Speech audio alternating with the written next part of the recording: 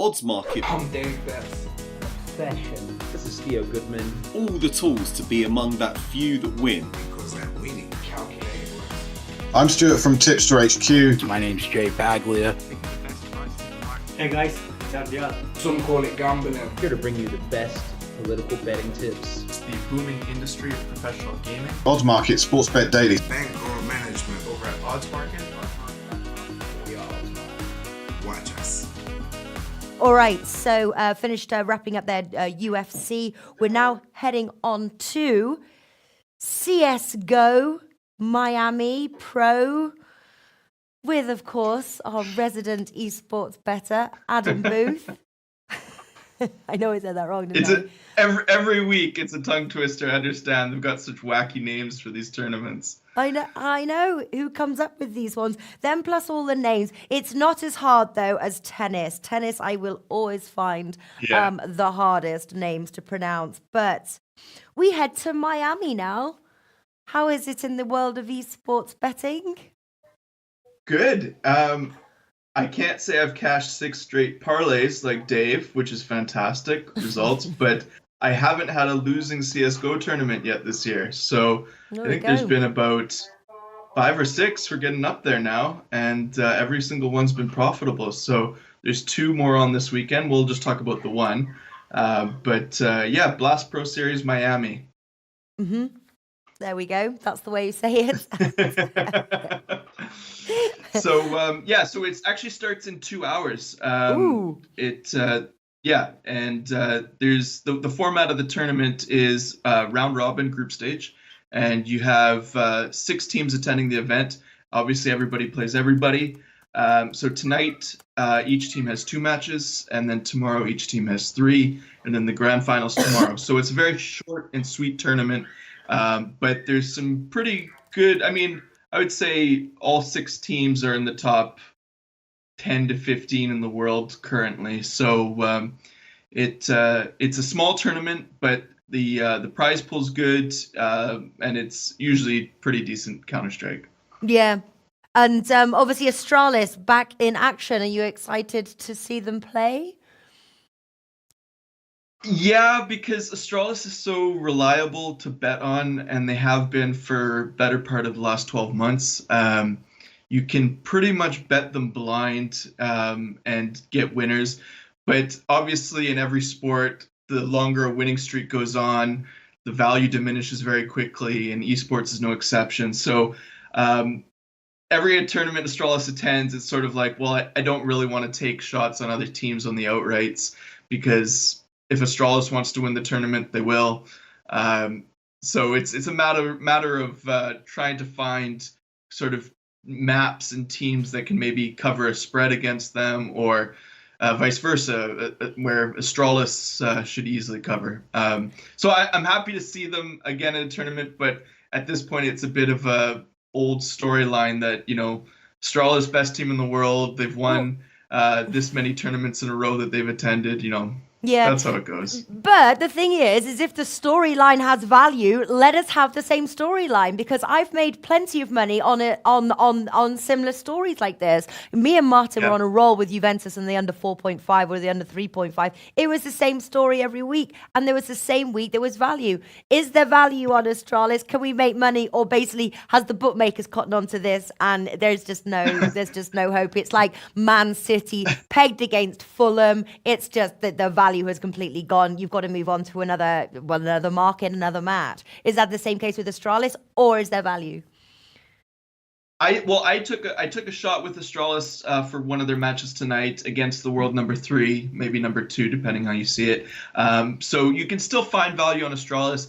Strictly speaking about the outrights, I think I saw them listed between 1.6 and 1.7 to win this tournament. I think that'll happen. So if you want to throw a unit down to win, a little more than half a unit, fair enough. I think there's more to be made off of betting spreads, or maybe in a map they're down 5 or 6 rounds to 0 or to 1, and then you catch them at 1.8, 1.9 just to win that match. So just about every major book now offers live lines for Blast Pro Series. So as I said, it starts in 2 hours. Astralis is playing Cloud9 first. They're a very heavy favorite. I've taken Cloud9 to cover 8 rounds. Obviously, in Counter-Strike, as a quick refresher, it's the first to 16 rounds. You have to win by 2. So Cloud9 just needs to get 8 rounds. But then in the next match with Astralis, I've taken them against the world number 3. They have to cover 4 rounds or more. And so I'm not saying go against them. I'm not saying bet them blindly here. I do like to try to find an angle where, their opponent or the map makes the most sense to beat the number. Yeah. So I got a lovely message here from Failed at Live 666. I wonder if Nat even knows what she is saying when it comes to esports. I do know what I'm saying.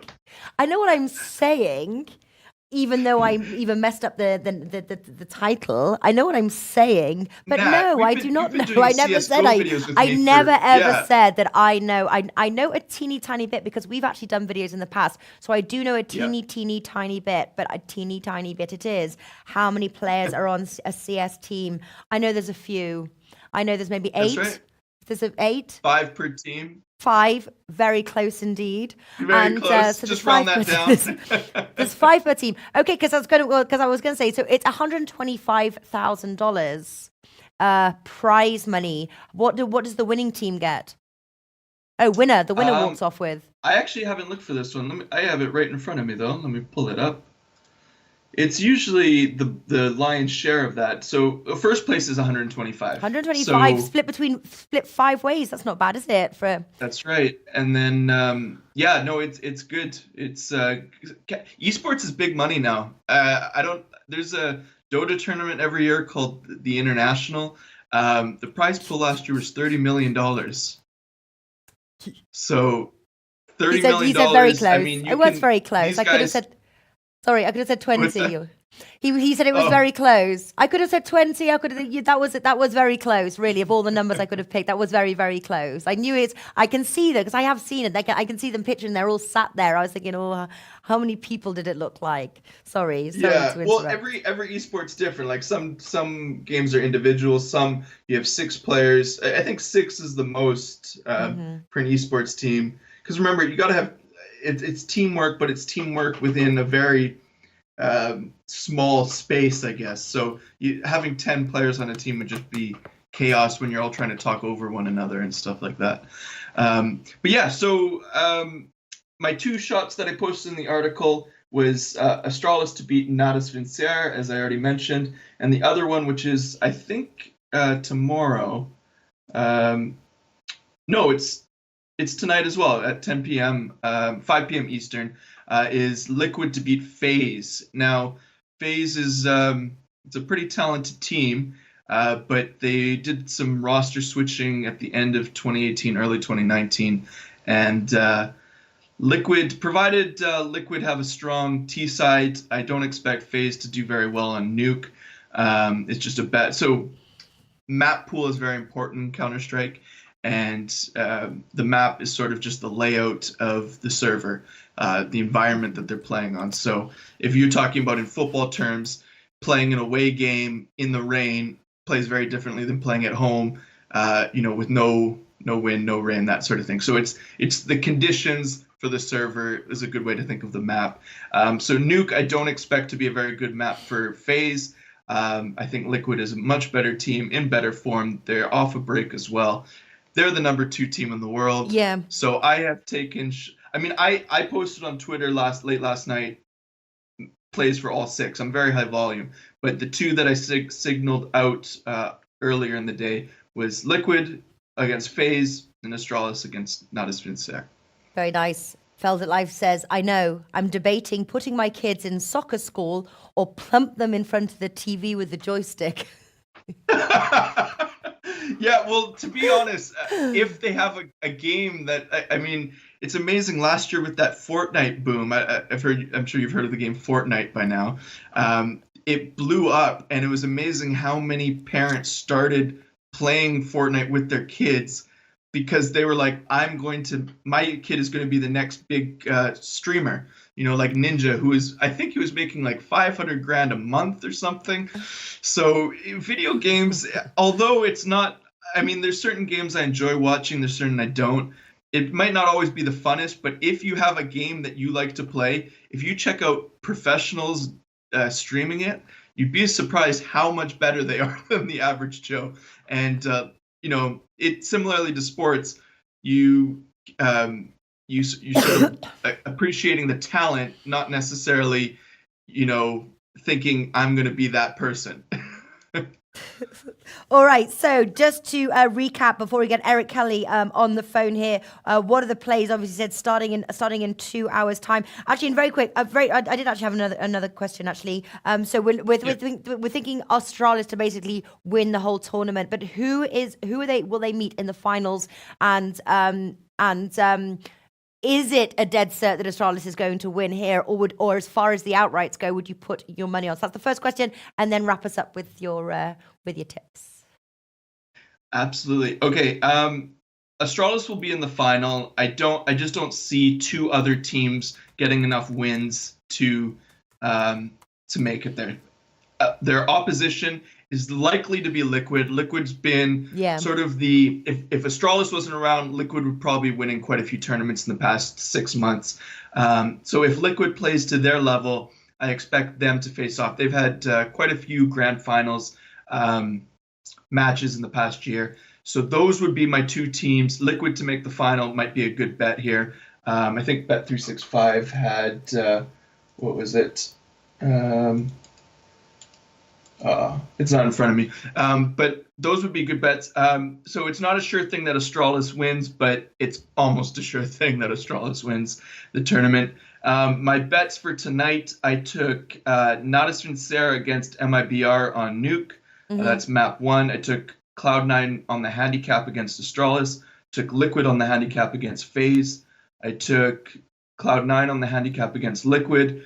I took MIBR over FaZe moneyline, and I took Australis on the handicap versus Navi in the last match of the day. So there's 6 plays tonight.